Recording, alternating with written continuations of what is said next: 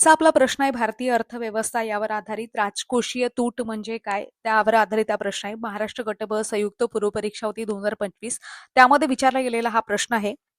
प्रश्न आहे राजकोषीय तूट म्हणजे इथे 3 सेंटेन्स दिलेले आहेत आणि पर्यायी उत्तरांमध्ये डायरेक्ट तुम्हाला फक्त ए फक्त बी फक्त सी आणि यापैकी नाही असे ऑप्शन दिलेले आहे. म्हणजे यापैकी फक्त एकच बरोबर आहे. आता सेंटेन्स पाहू. सेंटेन्समध्ये सांगितले आहे सरकारी कर्जे वगळता सरकारच्या एकूण खर्च आणि एकूण प्राप्तीतील फरक म्हणजे राजकोषीय तूट. दुसरं आणि तिसरं स्टेटमेंट काय दिलेलं आहे भांडवली खर्च व महसुली उत्पन्न यातील फरक आणि तिसरं सांगितलेलं आहे महसुली खर्च व महसुली उत्पन्न यातील फरक. आता बी आणि सी स्टेटमेंट चुकीचे आहे कारण भांडवली आणि महसुली खर्च आणि उत्पन्न त्याचा फरक इथे दाखवलेला नाही. इथे काय सांगितलेलं आहे सरकारी कर्जे वगळता सरकारच्या एकूण खर्च आणि एकूण प्राप्तीतील फरक म्हणजे राजकोषीय तूट. आता साध्या सोप्या भाषेमध्ये समजून सांगते. सरकारचा एकूण खर्च आणि सरकारचं एकूण उत्पन्न म्हणजे कर्ज वगळून उत्पन्न आहे पण कर्ज वगळून यामधील फरक म्हणजे राजकोषीय तूट. समजलं आता? त्याही पेक्षा सोपं सांगते सरकारकडे जितके पैसे येतात त्यापेक्षा सरकारला जास्त पैसे खर्च करावे लागतात. तो फरक म्हणजे राजकोषीय तूट. सूत्र सुद्धा आहे राजकोषीय तूट बरोबर एकूण खर्च वजा कंसामध्ये महसुली उत्पन्न प्लस भांडवली उत्पन्न.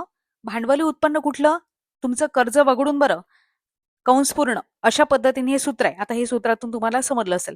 राजकोषीय तूट कशा पद्धतीने भरून काढली जाते मग कशा पद्धतीने यावर नियंत्रण करते सरकार. एक तर ते कर्ज घेते मार्केटमधून जास्तीचं कर्ज घेते, एक तर आरबीआय कडून कर्ज घेते, एक तर ट्रेझरी बिल किंवा बॉन्ड वगैरे ते असते किंवा विकत असते. त्याच्यानंतर कधी कधी पैसा छापून सुद्धा आता मागच्या लेक्चरमध्ये आपण बघितलं होतं पीवायक्यू मध्ये चलनवाढ कशा पद्धतीने होते ते सुद्धा जास्तीच्या नोटा छापल्या जातात त्यामुळे पैशाचं मूल्य कमी होते मात्र महागाई जास्त होऊन जाते. बरोबर आहे. अशा पद्धतीने तुम्हाला राजकोषीय तूट याबद्दल माहिती सांगितली. तुम्हाला भांडवली खर्च म्हणजे काय ते सुद्धा सांगते. भांडवली खर्च म्हणजे जो खर्च दीर्घकाळ उपयोगी पडतो आणि मालमत्ता निर्माण करतो त्याला भांडवली खर्च असं म्हणतात. जसं रस्ते पूल धरणे रेल्वे मेट्रो शाळा रुग्णालय सरकारी उद्योगात गुंतवणूक वगैरे.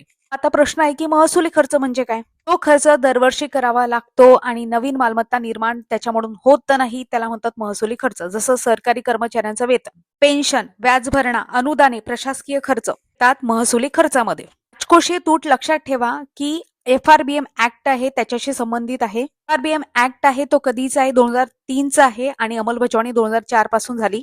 FRBM ऍक्टचा मुख्य उद्देश सरकारचा अनावश्यक खर्च कमी करणे राजकोषीय तूट नियंत्रणात ठेवणे सरकारी कर्ज कमी करणे व्यवस्थेमध्ये स्थिरता ठेवणे आणि पुढील पिढीवर कर्जाचा भार पडू न देणे अशा पद्धतीने काही FRBM चे मुख्य उद्दिष्ट सुद्धा आहेत. FRBM ऍक्ट बद्दल तुम्हाला कमेंट बॉक्समध्ये सांगायचं आहे फुल फॉर्म सांगायचा आहे. लाईक शेअर आणि सबस्क्राईब नक्की करा.